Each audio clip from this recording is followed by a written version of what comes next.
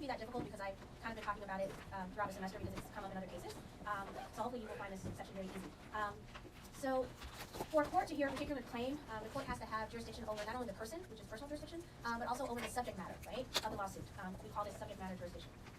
As you know, there's basically two parallel court systems. There's a federal court system and a state court system. This class focuses primarily on the federal court system, but I just want to remind you of that. So when you're dealing with subject matter jurisdiction, you're basically asking yourself the question of what is the proper court, or which court can I file a case? Can it be filed in federal court? Can it be filed in state court? Can it be filed in both courts? And sometimes a case will only be able to be filed in state court. Sometimes it can only be filed in federal court. Sometimes you have the option of both. And strategically, if you have the option of both, depending on what type of case it is, what the context is of that particular local community, if you're going to make a judgment call based on if you can file in both courts, which court will give your client the best advantage for a positive outcome. So during the first week of class, we talked about Article 3 of the Constitution. Article 3, Section 1 provides that, and again, I'm not going to test you on this, I'm just reminding you of where this all comes from.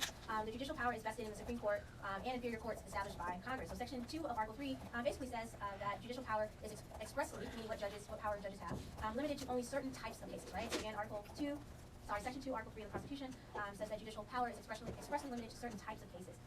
There are essentially 11 categories of cases that the judiciary is allowed to hear. We're just going to focus on the two most litigated and prevalent cases, which the first one is called arising under jurisdiction or federal question jurisdiction. The book uses those terms synonymously, so I want to make sure you know they mean the same thing. So there's two types of jurisdiction we're going to focus on for this class. The first one is arising under jurisdiction, which is the same thing as federal question jurisdiction. And the second one is diversity jurisdiction. So those two categories combined are called subject matter jurisdiction. So when I use the term subject matter jurisdiction, I'm either referring to federal question jurisdiction or diversity jurisdiction. But collectively, they mean diversity jurisdiction. So those are two different ways you can establish subject matter jurisdiction. Either you can get it in federal court based on diversity jurisdiction, or you can file the case in federal court based on federal question jurisdiction. Again, which means the same thing as arising under jurisdiction. Any questions about those two things? All right. So the Constitution does prohibit many cases from being filed in federal court. And I'll talk about some of those limitations in a minute, but I first want to just briefly focus on statutory authorization and how that applies to this area of law. So essentially, it's not enough that the Constitution authorizes an exercise of jurisdiction. There also has to be some type of statute by which authorizes the courts to hear particular matters. So again, it's not enough that the Constitution says yes. You know, there are 11 categories of cases that the judiciary can hear. Again, in our class, we're focusing on the two most litigated cases, which are diversity jurisdiction types of subject matter jurisdiction and federal question types of subject matter jurisdiction. But in addition to that constitutional authorization, there has to be a statutory authorization as well. So Congress has created two statutes to authorize subject matter jurisdiction. So the first one is 1331. So when I said there's two types of subject matter jurisdiction, the first one is federal question jurisdiction, and the statute that authorizes that is Section 1331. And for diversity jurisdiction, Congress created a statute that authorizes that, which is 1332.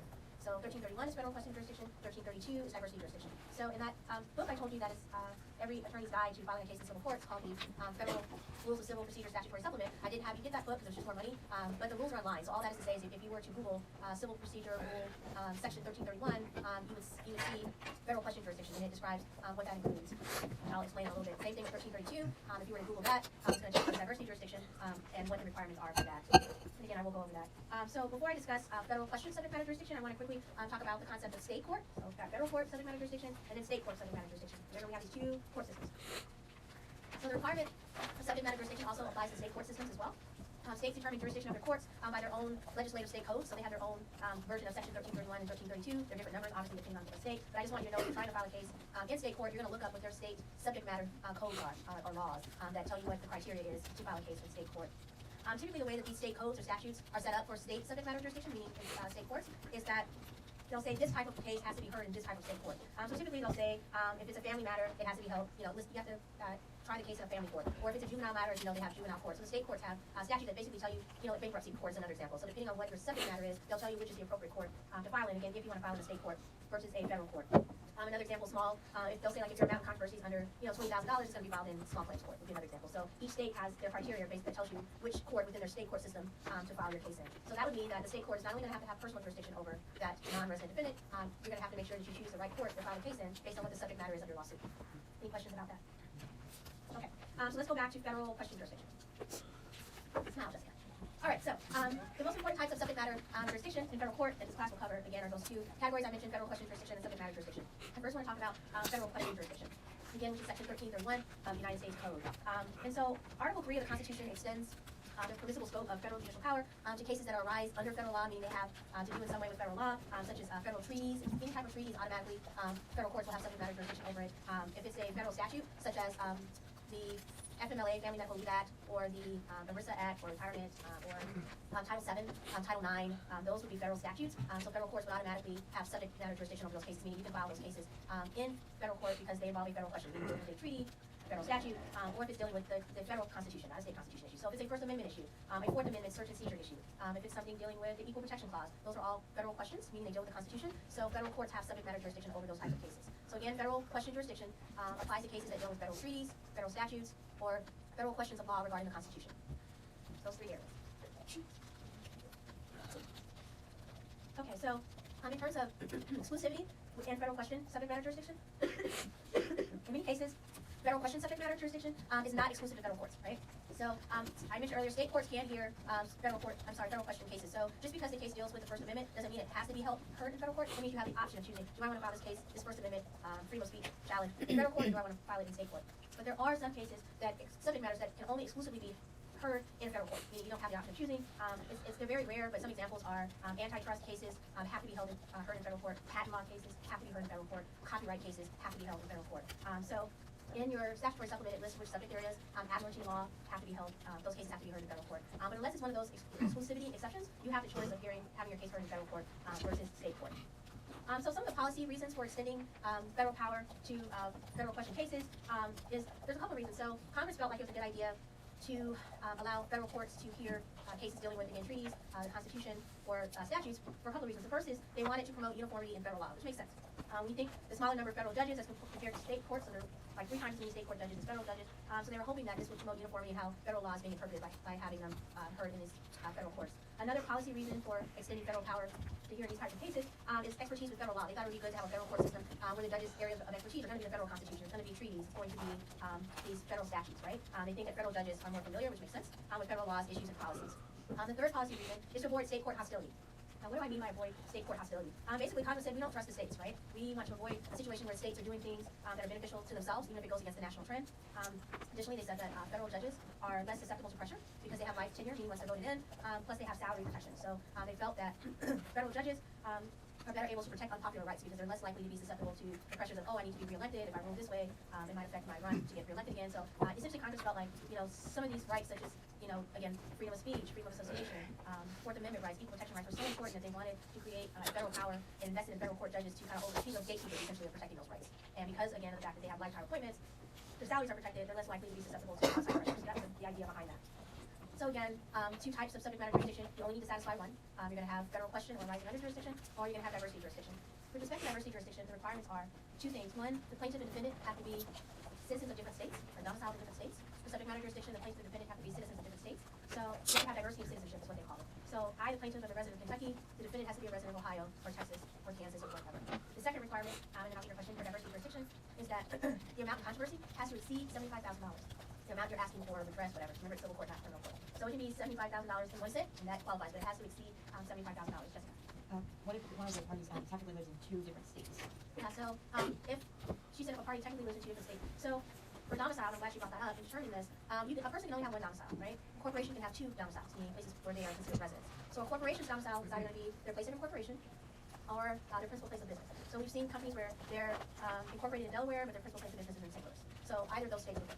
But a person can only have 1 domicile. So as the plaintiff's attorney, it's your job to make the argument that the defendant is domiciled in one of those 2 states that Jessica mentioned. And so what they look for, as we saw in our practice assessment today, is where they intend to remain indefinitely. That's really the key. So, yes, I might live in Kentucky and Illinois, but it's your job to establish based on where you want to file a lawsuit where I intend to remain indefinitely. You could make the argument I intend to remain here in Kentucky indefinitely because I've accepted a job here, I've built my career here, I have a home here, and whatever. But then you could say, no, it's more advantageous for us to file a case in Illinois, so we're going to argue that the person, although she lives in Kentucky, she also has a home in Illinois. She's had that home for years. In addition, her bar license is in the state of Illinois, and her kids are in school in Illinois, so that's really where she plans on remaining indefinitely. Sometimes it's not cut and dry, as the situation I just said, but the judge is just going to have to make a judgment call of people that are commuting or doing a bi-coastal lifestyle, whether they intend to remain indefinitely. So it's not always cut and dry, but you make the best argument and the judge makes the final decision. They look at where they file their taxes. That's always helpful. Is another thing we look at. Are they an out-of-state student? Are they paying in-state residents? Those types of things. That's what keeps us employed, making those arguments. Okay, any questions about those 2 types? That's subject matter jurisdiction in a nutshell. All right, let's go ahead and do the Louisville Nashville Railroad case.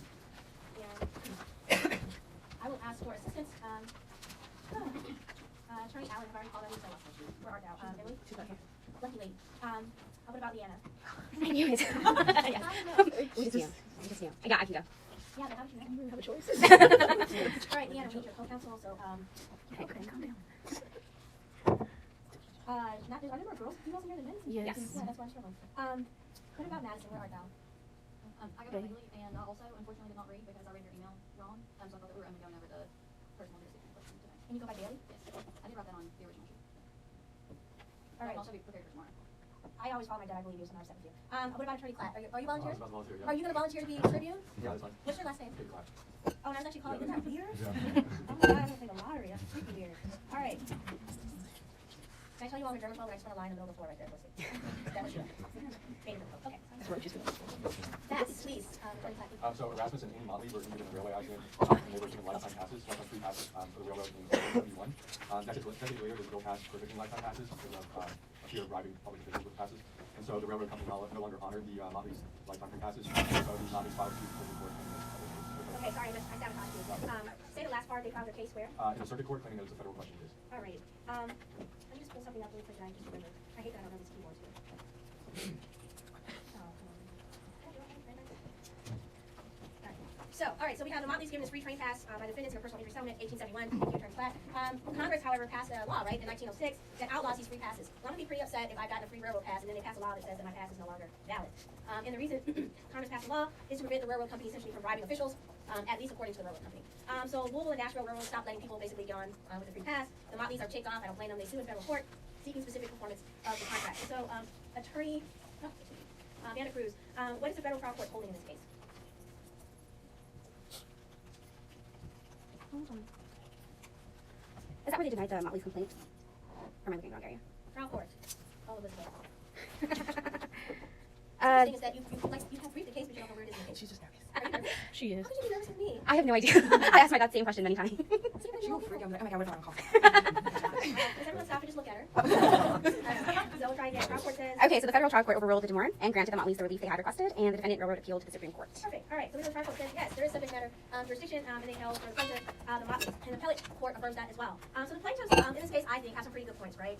We said we wanted federal courts to decide constitutional questions and probably interpret federal law as well. That was the goal. The Motleys bring this suit to have the federal courts do just that, right? So why isn't there a federal question subject matter jurisdiction in Attorney Clapp? So the court basically says that it wasn't a federal question, it was more of a breach of contract. Can you elaborate on that, Attorney Cruz? Can you repeat the question? Yeah, so why isn't there a federal question subject matter jurisdiction here? He said because the federal courts essentially said it was a state court contract issue. Can you give me a little bit more depth on that? Because the cause of action is under state law, not federal law. Okay, and what else did they say in their analysis? Reasoning? They technically let the railroad just violated the contract that fell under state law. Okay, Attorney Clapp, what did they say about the well-pleaded complaint rule in this case? I think your co-counsel has jumped in. Go ahead. That the state, it must state that the defendant directly violated some provision of the Constitution, laws, or treaties of the United States. Okay, and what were you going to say, Attorney Clapp? I'm not sure. I mean, the thing that I got was that it has to be a federal question first and foremost. Yes, that's what I want. Say it again. Rather than, basically, the first issue is if it's a breach of contract, and then the second issue is does the breach of contract violate their federal question, or violate their Fifth Amendment due process rights. So Thank that's you. the federal question. Awesome. All right, so the court says that these are just anticipated defenses, right? And that the plaintiff's claim, as Attorney Clapp said, really is just a state breach of contract claim, right? The defendant will, of course, defend based on these federal statutes, but the initial claim is not a federal question claim, is the whole point. So the court says it's not enough for the defendant to use a federal statute to respond to the claim. The initial claim has to be based on a federal treaty, a federal question, or a federal statute. So this is known as the well-pleaded complaint rule. The court says that in order for a federal court to exercise federal question subject matter jurisdiction, a suit arises under the Constitution of the laws only when the plaintiff's statement of his own cause of action shows it's based on a law of the Constitution. So the plaintiff's initial cause of action has to be based not on a state contract issue, but on a federal question. And that was the problem here. The initial claim that the plaintiff filed was not based on a federal question. It's not enough that the plaintiff alleges against some anticipated defense to the cause of action and asserts that the defense is invalidated by the Constitution. So what's the plaintiff's argument for why subject matter jurisdiction exists in federal court? They give two reasons. Attorney, what's the plaintiff's argument why subject matter jurisdiction does exist in federal court? They basically say that the plaintiff's complaint raises two federal questions. What are those federal questions they say that are raised in Again, what are the plaintiff's arguments for why subject matter jurisdiction exists? So the act of Congress doesn't prohibit giving the free passes. Okay. And that if the law is construed as giving such passes, it's in conflict with the Fifth Amendment of the Constitution because it provides the plaintiffs of their property. Perfect. Yeah, so the plaintiff's complaint raises two federal questions. First, claims that the 1906 law doesn't really outlaw those kinds of passes. This is a question about an interpretation of federal laws, what the plaintiff says. And then second, if the 1906 law does outlaw these types of passes, it's unconstitutional because it violates the Fifth Amendment and deprives them of their property without due process of law. So what the court is saying is that the federal claim, again, must appear as part of the well-pleaded complaint by the plaintiff. So in the Motley's claim, the central issue was federal defense rather than part of the plaintiff's claim. The Motley's claim, again, as I've stated already, arises out of a state breach of contract issue. Its reply to the defendant's federal defense is not enough to satisfy subject matter jurisdiction. So this is a pretty clear-cut case. All it means is that, again, the plaintiff's initial claim must arise out of a federal question, right? It can't be a defense. You can't. That's the easiest way. You can't. The initial claim has to arise out of a federal question. So recapping the Motley case, and the black letter law that comes out here is called the well-pleaded complaint rule. In order to invoke jurisdiction under Section 1331, federal law must be part of the plaintiff's well-pleaded complaint, meaning the initial complaint must be based on federal law to satisfy 1331. There are two important points to this rule. First, the court looks only to the plaintiff's complaint. Again, it's irrelevant what the defendant's defenses are. Second, in looking at the plaintiff's complaint, the court addresses only, again, the well-pleaded parts of the complaint. So they're only looking at that initial cause of action. Is it based on a federal question? If not, it doesn't satisfy 1331. And so when they keep using the term well-pleaded, what does that mean? So well-pleaded just refers to the part of the plaintiff's claim supporting only the plaintiff's claim. So when they say they only look at the well-pleaded part of the complaint, it's the part of the plaintiff's complaint supporting only the plaintiff's claim. So in other words, the court ignores any extra material the plaintiff may have put in the complaint, stuff that doesn't relate to the claim. An example would be if the plaintiff's complaint anticipates that the defendant might raise a particular defense, and attempts to rebut it in advance, they're probably going to say they weren't negligent, and they don't care about any of that. So all they're looking at is the plaintiff's initial complaint, whatever that claim is it a federal question? If not, 1331 is not satisfied. And that's pretty much it. Yes, ma'am. So then to answer the question, the state court would have to interpret federal law. Okay, I heard the last part of state court would have to answer federal law. What's the first So part? like to answer it to the court to decide this case, would they have to interpret federal law? If a state court? Yeah. Yeah, yes. Good question. Yes. I'm still looking because the way I'm reading the case, it still sounds like a federal question was part of the initial claim because when he forced him out to Dr. Stu, the railroad denied them using Dr. Stu's citing that federal mistake. And so it seems to me like the question was, is that actually like the reason why this is happening? Is that actually like a claim they can use to get out of the contract? Right, and the whole thing is the basis of it is by them using that law is a breach of contract claim. They breached their contract, meaning the passes, they're not honoring the passes. So the breach of the contract claim, the reason they're not honoring the passes, that's a defense. No, we're not honoring it because of this law, but the initial claim is a breach of contract claim. That's why. The defense is, no, we're not in breach of contract, we're trying to follow this federal law. It's not the basis of the actual contract. Any more questions? All right. I hate the clock isn't working, but now I can see it's 9:38. So the assessment. So tell me what you think. So I would like to look at your questions. I scanned through them, but I did not write notes on them because I was not feeling well. Do you need these back? Do you have a hard copy of them? People that turn in hard copies. Does anyone not have a copy of their response? Okay, just you. 2 people, 3. Okay, so if you don't have a copy, tell me your last name and I'll. Do you mean like right here, right now? Or Yeah, with you. I have it on my laptop. Okay, so just raise your hand if you physically don't have your responses. Okay, last names. I forget. I'm sorry. Say it again. C-U-L-L. Okay, and your last name? And Douglas. Oh, never mind, I don't know. I'm dying. Douglas, and what was the second one? So we have down. I was trying to like slide it into it like that. I was like, These are sorry. Okay, so okay. And here. Anyone need the question again? Yep. Oh, no, I got it. What's your shirt?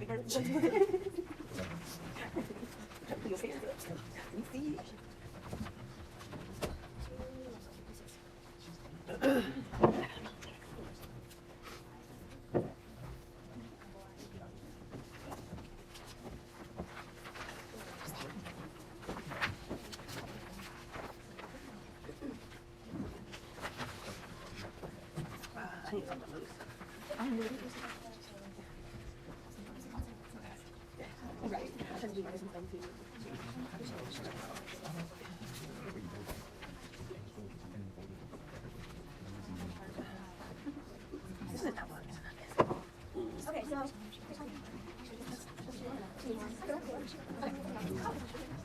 So before we look at this, I want to show you something really quickly. We're actually waiting to get to the there's a guy, American Airlines passes.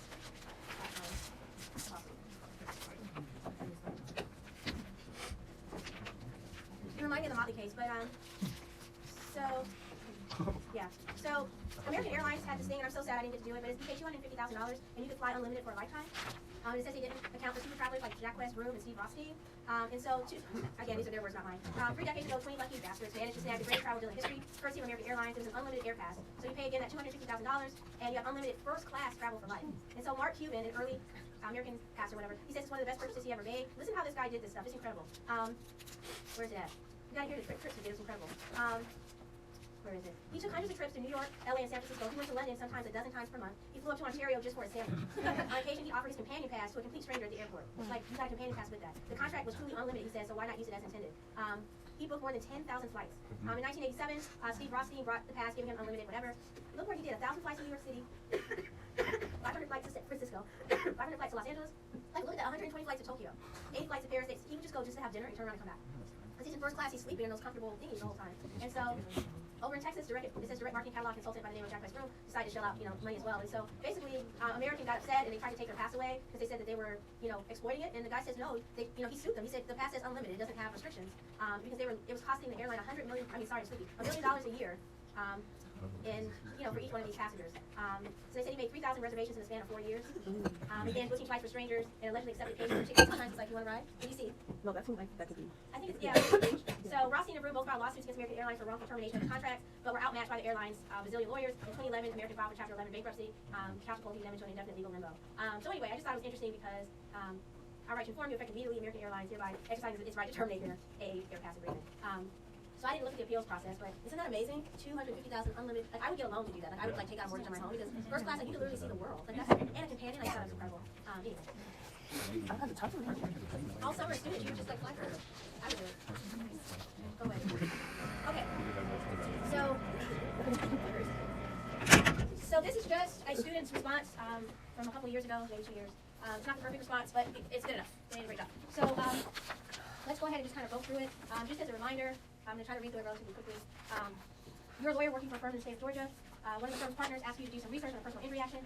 Pam Pedestrian is a Georgia resident who was injured in an accident in the state of North Carolina while on summer vacation there. A truck driven by the employee of B Corporation collided in the car, driven by David Driver, causing driver's car to swerve onto the sidewalk and strike the pedestrian. The partner wants to sue both the B Corporation and David Driver in Georgia or North Carolina. I know that you consider Florida, but the attorney just wants to find those two states. The partner handed to a file with the pedestrian's case with the following information. Pedestrian is a doctor who practices in Georgia. She owns a home in Georgia where she was born and reared and plans to live out her days. Anytime you see plans to live out her days, you're going to jump on that as an attorney because you're going to say that's where they intend to remain indefinite.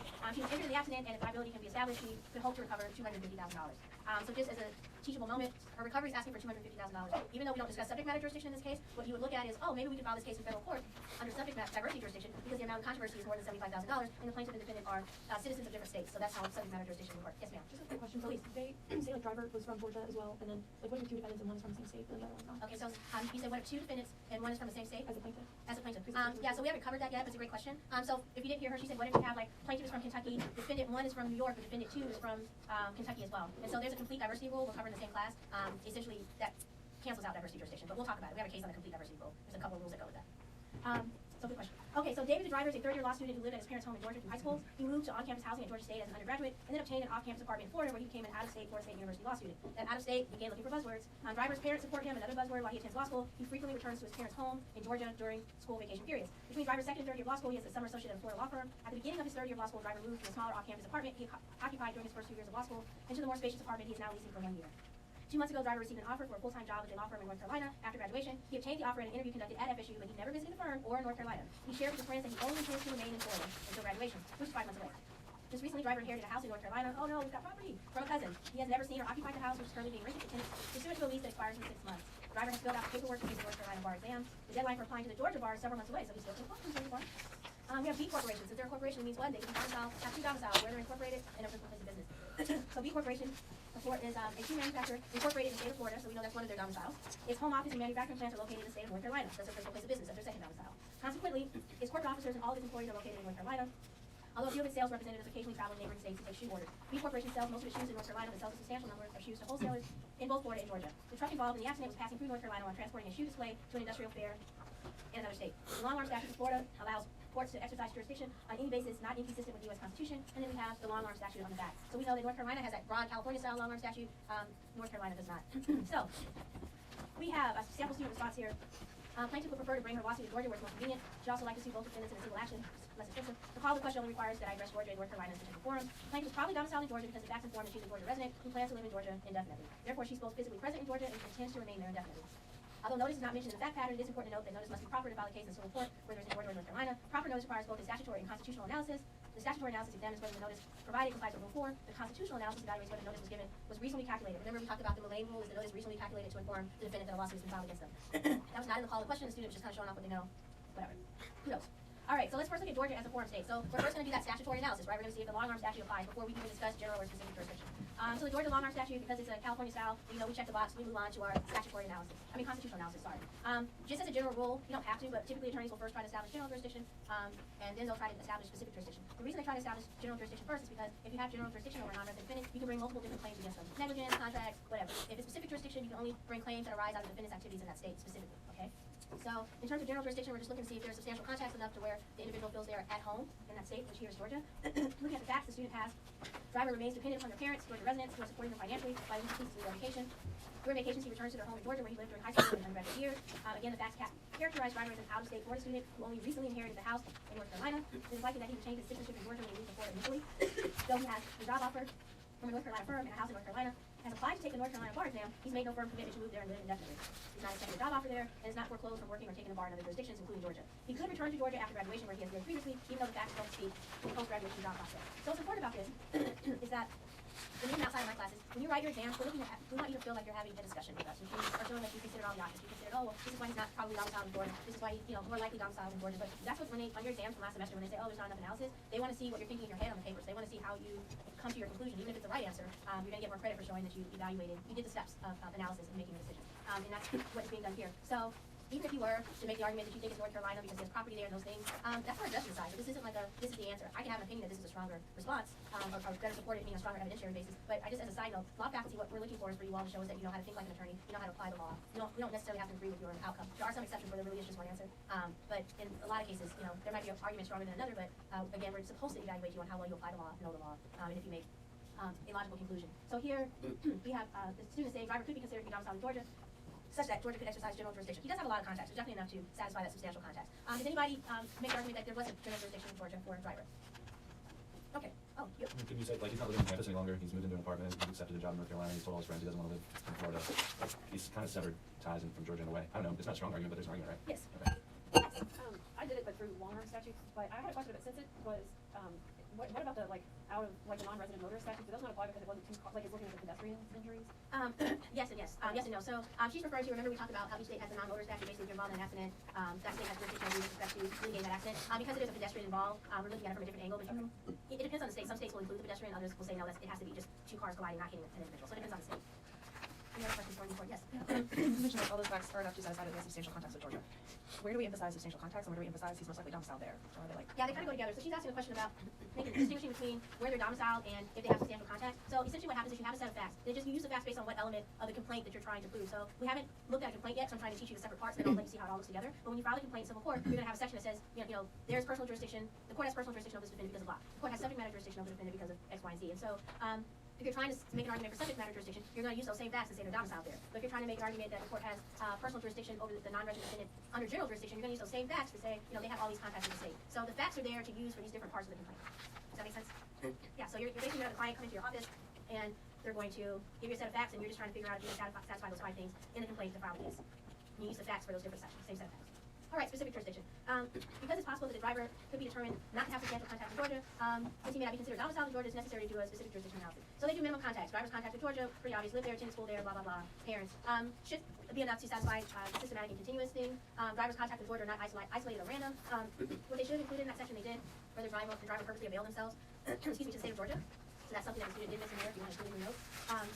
It did include due process fairness considerations, those factors from the Volkswagen case, and said the state has significant interest in the case because the plaintiff is in Georgia's domiciled in Georgia basically, but that the interest is diminished by the fact that the accident occurred in North Carolina. So the driver might argue the plaintiff has an alternative forum, which is North Carolina. Georgia is convenient, obviously, for the driver. Remember, under specific jurisdiction, the cause of action has to arise from the non-resident defendant's activities in the state, and essentially, students said that criterion will be challenging to satisfy because the driver's contacts with Georgia, again, which are attending school there, living there, visiting there, are not related to the cause of action giving rise to the lawsuit, which is true. The North Carolina car accident has nothing to do with him living and going to school in the state of Georgia. Excuse me. The plaintiff is not likely to be able to establish specific jurisdiction again because that cause of action element is not met. Negligence claim not related to driver's contacts. Can you see? Oh, yes. Yeah, I just had a question on, when you're analyzing that part, if you believe that part, it's not related to their activities, would you still have to go through, the analysis as far as, the fairness and everything? Yeah, so that's a great question. That's on exams. That's what gets the A's from the B's. What professors will say is, the students show they knew how to do the complete analysis from beginning to start, even though a lot of students will take your stance, which is the logical stance, well, it's obvious there's not specific jurisdiction, I'm going to move on, I've already established that. But we want to see you do the whole workup. We want to know that you know how to do the whole process. But in real case, in real life, would they want to no. establish that first before? Yeah, so in real life, which is what you're asking, right? Yeah. Yeah, so outside in the real world, no, you would stop there. There's no point doing the other factors. but in the law school world, we want to see your word hess. What about tag jurisdiction? Could you not say that if he was served when he was on duty or something in the state of Georgia, that it could? Yeah, absolutely. So tag jurisdiction is always an option if they're served with process while they're in the state boundaries, absolutely. But for exam purposes, I would put in the fact pattern that he was served with process in the state, hoping that you would know that that establishes tag jurisdiction. But if it's not in there and you mention it, it's just an honest, it's really all right, so B corporation. So looking at their domicile, again, they can have two because they're a corporation. We know that they're not domiciled in Georgia, not a state of corporation, and headquarters are in North Carolina, so Georgia is not B corporation's principal place of business. In terms of trying to establish general jurisdiction based on substantial contacts, they have all the things listed there. B corporation is probably not subject to general jurisdiction in Georgia because, again, their contacts are not substantial enough to establish that they are essentially at home in the state of Georgia. Any questions about the B corporation? Is it helpful to see kind of how it's all falling together? That's the purpose. Because it's hard when, we teach you parts, and then you kind of don't see the big picture, like where does it all go? What does this look like? So the steps in this assessment, the same thing you would write in a complaint. Like when I show you an actual complaint filed in civil court, you're gonna be like, oh, I get it. Yeah, I totally get it. I know how to do each section, so you'll feel really good, trust me. All right, specific jurisdiction then, since we know general is not looking good. We're gonna look at minimum contacts. B corporation has done business with the Georgia wholesaler, supplying it with substantial inventory, therefore purposely injecting its products into the stream of commerce. If you were in an essay setting, I would want you to talk about Brennan versus O'Connor stance. Sorry, excuse me. Therefore, establishing a reasonable expectation that it could be sued in Georgia by virtue of the sale of its products within the state. These contacts should be sufficient to satisfy minimum contacts. I agree. Due process, again, just considering those Volkswagen factors, which you can look at on your own. And then always under specific jurisdiction, again, we always look at whether the cause of action arises from the non-resident defendant's contacts with the state. This criteria would be hard to satisfy here because providing shoes to the wholesaler, obviously you can make the argument it's not related to this North Carolina accident, which gave rise to the plaintiff's negligence claim. Plaintiff could contend, however, that both the Georgia activities and accident that give rise to the claim are related to the sale of the shoes, and therefore the criteria is satisfied. But the stronger argument, of course, is that it's unrelated, but you get credit for both. So we know that B corporation is probably not subject to general or specific jurisdiction, plaintiff probably not able to sue both defendants in Georgia. North Carolina as a potential forum state. With that driver, North Carolina has a narrow long-arm statute, so we have to see if any of those prongs apply. Prong 2, this brings defendants within his reach because they own property within the state, the home that he inherited, because the recent inheritance of the house. The personal injury claim did not arise out of the ownership of that house. So prong 1 is probably better in terms of satisfying the North Carolina long-arm statute, which again, the car accident gave rise to the personal injury action. That satisfies that element of the statute. Did anyone have any problems applying that long-arm statute? It should be easy for you to decide. Cool. General jurisdiction, again, trying to see if they have substantial contact. You see that he does have a lot of contact with the state. The problem is, and the challenge is, again, with the individual, of course, looking at where he intends to remain indefinitely. Sometimes it's just not clear, and you just make your best effort to make the strongest argument. Other times, it'll be clear that, no, I intend to remain here indefinitely. I own a home here, I'm just renting in Illinois. So that's not necessarily cut and dry in this situation in real life. But you can, again, make your best argument you can. In terms of specific jurisdiction, the minimum contacts test, driver was physically present in North Carolina when the accident occurred, utilizing state roads, he owns a home in North Carolina, and he's getting some profit from that rent. He also receives an offer of employment there, and is applied to take the North Carolina bar. That applying to take the North Carolina bar allows you to make a strong argument that they intend to remain there indefinitely. Contacts are probably sufficient enough to satisfy minimum contact because he purposely availed himself to a lot of the benefits of the state of North Carolina, right? And then, of course, the same fairness factors listed to satisfy due process. And then a cause of action is the defendant's activities related to the cause of action. Absolutely, yes. His presence in North Carolina at the time of the accident, what gave rise to the personal injury claim. So yes, plaintiff will probably be able to sue driver in North Carolina because, again, the long-arm statute applies, as well as the constitutional analysis. It would be fair for him to have to defend himself in the state of North Carolina. And then lastly, the B corporation is in North Carolina because their principal place of business is there, so we know for sure we have general jurisdiction. That's an easy one. So you don't even have to worry about satisfying the long-arm statute because it's domiciled there. They're resident. So remember, long-arm statutes are for non-resident defendants. Corporation, when I say resident, domiciled, I'm using those synonymously. Same thing. So if you're a corporation, if you're incorporated in a state or your principal place of business, you're considered a resident. You don't need to worry about the long-arm statute. The long-arm statute is what it sounds like. It's reaching over and trying to make a non-resident defendant come to that state and defend themselves. Right? Yes? Question. For the analysis of B corporations in Georgia, I know that this student came to the conclusion that their contacts were not substantial to exercise general jurisdiction, but could you make a case that if there's enough sales there that, that's why I'm just confused about where to, like, Where to okay find to make that. Yeah, so for exam purposes, you're going to want to make both arguments, right? But for practice purposes, it just depends on what client you're serving. So yes, you can make the argument, but you need obviously more details to know what percentage of sales. Because I know you remember with the Dahmer case, they were saying even though it's a substantial amount of money, when you look at this bigger scale in terms of this billion-dollar corporation, it really wasn't a large amount of their sales as a whole to be considered at home. So exam purposes, yeah, and that's outside of this class as well. You always want to show off what you know. The professors are looking for arguments, counter arguments. Although I think this is a stronger one, could argue this, and then you draw a conclusion. That's what they're looking for. They want to feel like you're having a discussion with them while they're writing with it. All right. Last but not least, I added that bonus because the student did it to transfer, just because we just covered it and I thought it'd be an interesting thing to consider. So, if the plaintiff does not decide to sue both defendants in Georgia, B corporation just try to dismiss the case for lack of personal jurisdiction. We'll talk about Rule 12 soon. Or transfer the case, right? We learned about our 1391 transfer options. Also, could transfer the case via Section 1404 to a more convenient forum, which would be North Carolina, which makes sense. The accident occurred there, so likely the witnesses are there, meaning in terms of injuries at the hospital, the car that was damaged and probably fixed or towed from North Carolina and so on. So I'm just added that bonus to the student's response to try to show you kind of how these pieces all fit together in a grand scheme of things. So my husband and I have this thing we do called circle of trust, right? That means we ask you to be honest, even if you know it's going to piss your partner off, and you're not going to get mad at them. So I'm doing a circle of trust for you all. Does this thing freak you out? Yes. Or yes? Yes. Okay. What parts do you think would be helpful for me to cover again or emphasize? Yes. I think I had trouble like outlining what order to go in as you address everything. So just I think maybe not even seeing a sample essay, but just seeing like just an outline format when you're presented with this question. You start here and then second, third, fourth, fifth, like how you Yeah, want to so go through it. in addressing Ms. Clement's point, civil procedure is like one of the 2 classes in law school. It is very difficult to outline, and to be honest, there's not a right or wrong way. This is just an example. If you started with a specific jurisdiction analysis and then general, you can. It's just as a normal practice, people typically would do general first because then you can bring multiple claims, not just a claim that arises out of an action. Like I mentioned, McDonald's, you can sue them for anything.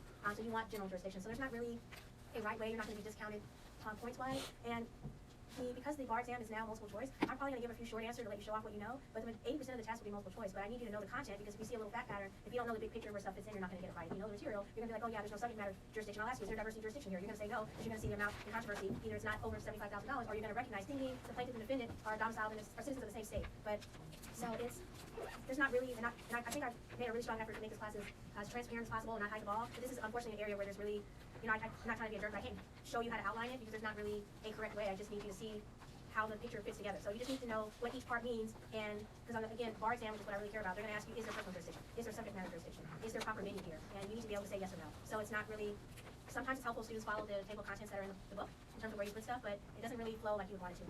I had a question about the first prong of the long-arm statute. Yes.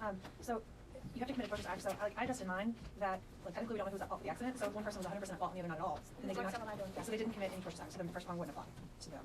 So like. Okay, so let me make sure I understand what you're saying. So you're saying that, oh, I didn't realize it's 1016. I'll answer a question, I'll let you go. So you said because you didn't know who was liable? Like I said, if the driver was 0% at fault, if he went onto the sidewalk, if there's not like any kind of strict liability or anything, if it's you're just talking about. Now you're totally overthinking that. Automatic is if the tort occurs in that state, was he involved in it? Yes. And Even if he wasn't at fault. They'll do that at court. That's what comes in this. Right. Just get a court to decide. Okay, I don't know, but that's Do you have a question?